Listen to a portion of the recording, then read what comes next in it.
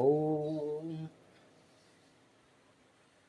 ज्ञानमूलं गुरोर्मूर्ति पूजामूलं गुरोर्पदम् मंत्रमूलं गुरोर्वाक्यम् मोक्षमूलं गुरोः कृपा।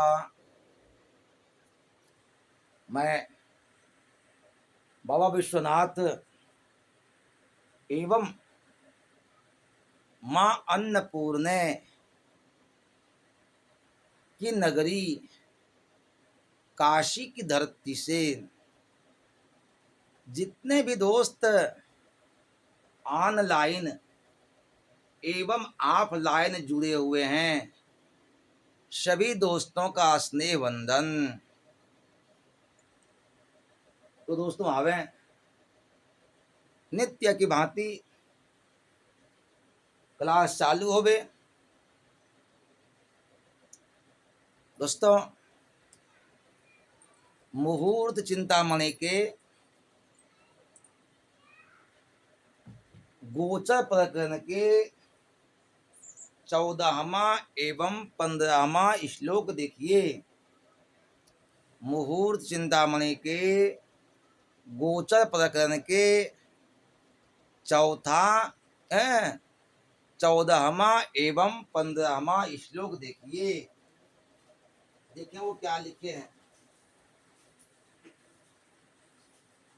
14वां श्लोक पहले देखिए। षष्टिघ्नं गतभं भुक्त घटीयुक्तं युगाहतं श्राब्देर्लब्धतो अर्क शेषी अवस्था क्रियाद विधो। दोस्तों इनका अन्वय देखिए क्या लिखे हैं। षष्टि गतभम षष्टिघ्नम भुक्त घटी युक्तम युगाहतम शराब्दी लब्धतः अर्क शेषे क्रियात मेषाद क्रमेण विधो अवस्थास्यु। दोस्तों इनका कहना यह है कि चंद्र की अवस्था कैसे देखना चाहिए। चंद्र की अवस्था कैसे देखना चाहिए। ये कह रहे हैं अश्विनी से गिन करके, अश्विनी नक्षत्र से गिनकर गत नक्षत्रों को 60 से गुना करके वर्तमान नक्षत्र की भुक्त घटी मिलाएं। फिर 4 से गुना करके 45 का भाग देने से 45 का भाग देने से जो लब्ध बचे उसमें 12 का भाग दें। जो शेष बचे वह मेघ राशि आदि क्रम से चंद्र की निम्नलिखित अवस्था जाननी चाहिए। सभी लोग बोर्ड की ओर देखें। इनका कहना यह है अश्विनी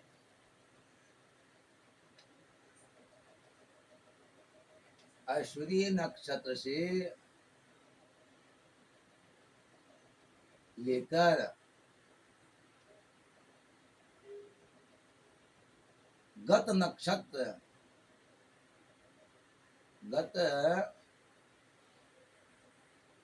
नक्षत्र को जोड़े। पहले गत नक्षत्र को जोड़े और उसको जोड़े, फिर उसे 60 से गुना करके 60 से गुना करके वर्तमान नक्षत्र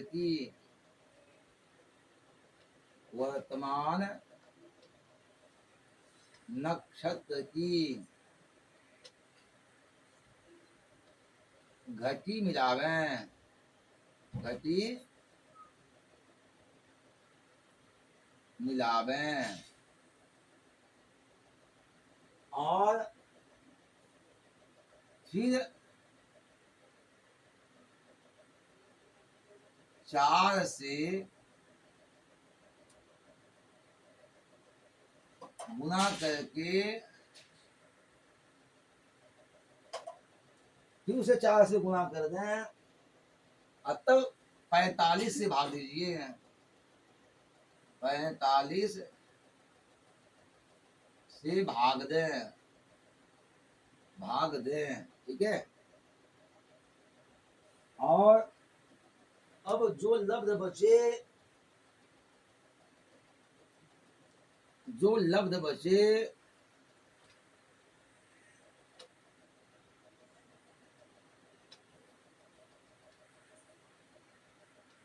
उसमें 12 का भाग दें, 12 से भाग दें, उसमें 12 से भाग दें। जो शेष बचे, जो शेष बचे, जो शेष बचे वह मेघ राशि आदि, वह मेघ राशि आदि क्रम से चंद्र की अवस्था जाने, समझें, चंद्र की अवस्था जाननी चाहिए, चंद्र की अवस्था जाननी चाहिए, जानने चाहिए। जैसे दोस्तों है, गत नक्षत्र क्या है? गत नक्षत्र क्या है? हस्ता। और इसको अश्विनी से गिनती की है तो इसकी कितना आता है? 13 आता है। कितना आता है? 13। इसमें 60 का भाग दीजिए, इसमें 60 का भाग दीजिए, कितना हो गया? हो गया 780, 780 हो गया। इसमें कहते हैं वर्तमान नक्षत्र घटी को मिलावे, इससे घटी कितना है? 10। कितना हो गया? 790 हो गया दोस्तों, ठीक है। अब फिर इसको 4 से गुना करें, फिर इसको 4 से गुना कर दीजिए। जब इसको हम 4 से गुना किए तो कितना आ गया? 3160। तो इसको हम गुना किए तो कितना आ गया? 3160। अब इसमें 45 का भाग दीजिए, इसमें 45 से भाग दीजिए। और लब्धि कितना आया? 70। लब्धि कितना आया दोस्तों? 70। अब इस 70 में, इस 70 को 12 से भाग दीजिए।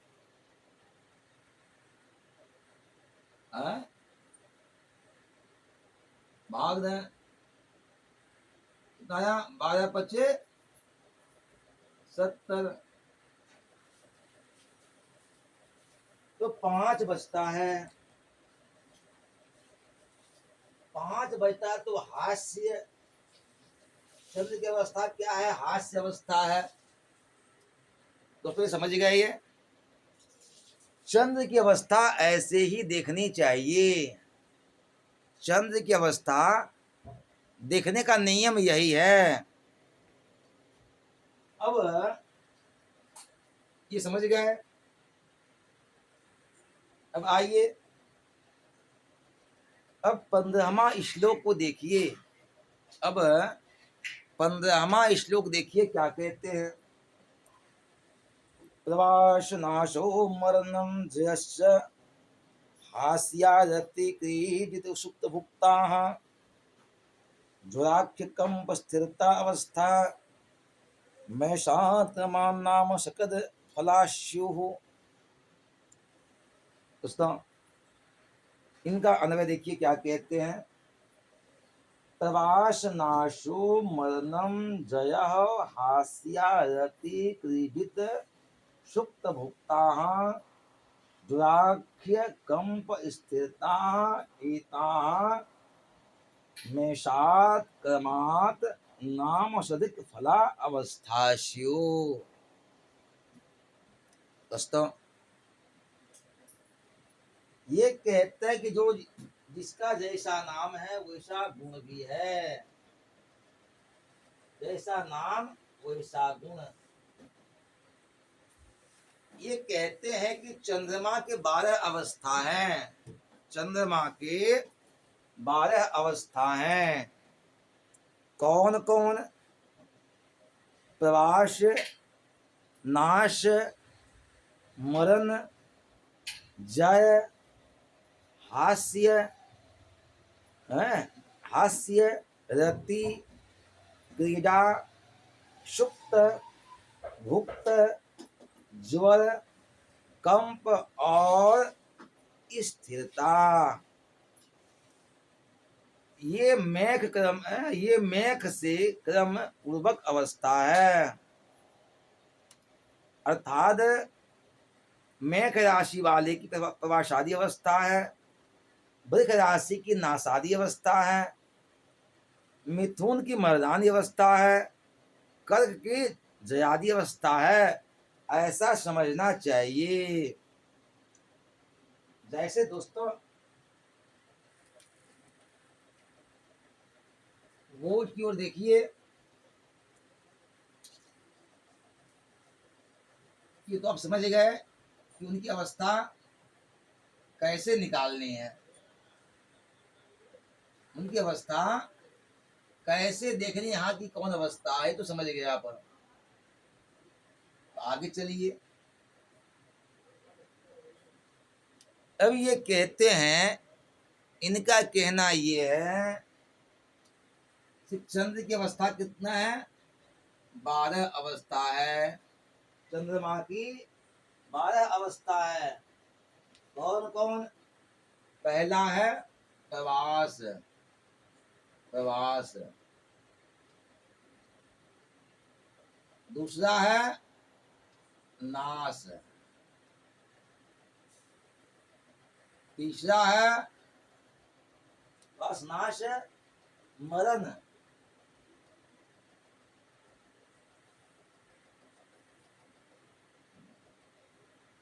चौथा है जय।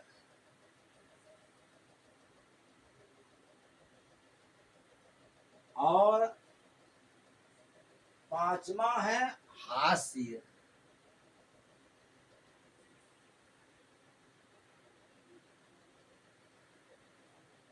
पांचवा हास हो गया।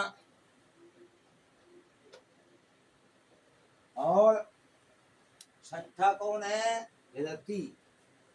छठा है रति। सातवा क्रीड़ा।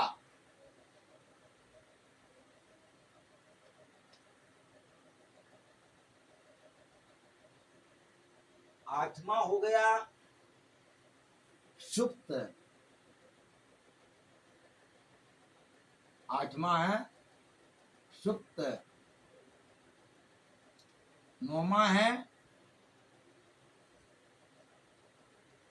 भुक्त।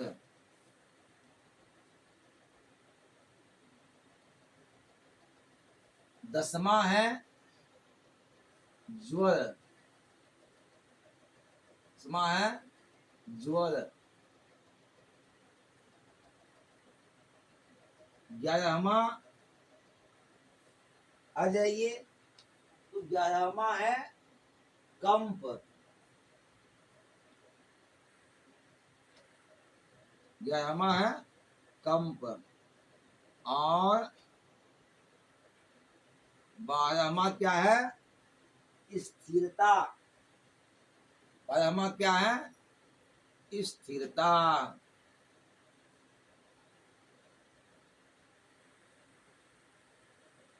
दोस्तों,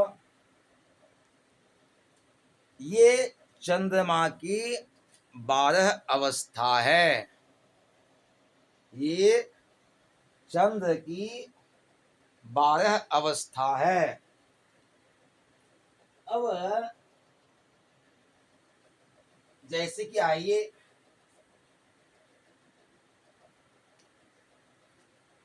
मेघ का क्या है? प्रवास। मेघ का क्या? प्रवास। वृक्ष का क्या होगा? नाश है। मिथुन का क्या है? मरण।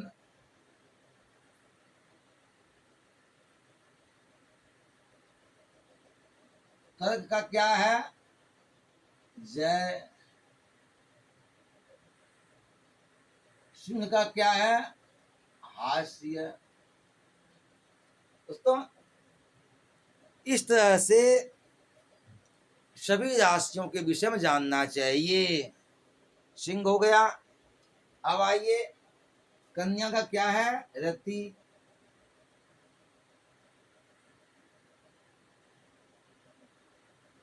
तुला का क्रीड़ा।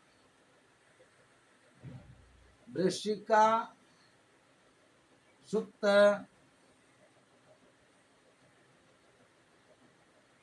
धनु का भुक्त। मकर का ज्वर। कुंभ का कंप।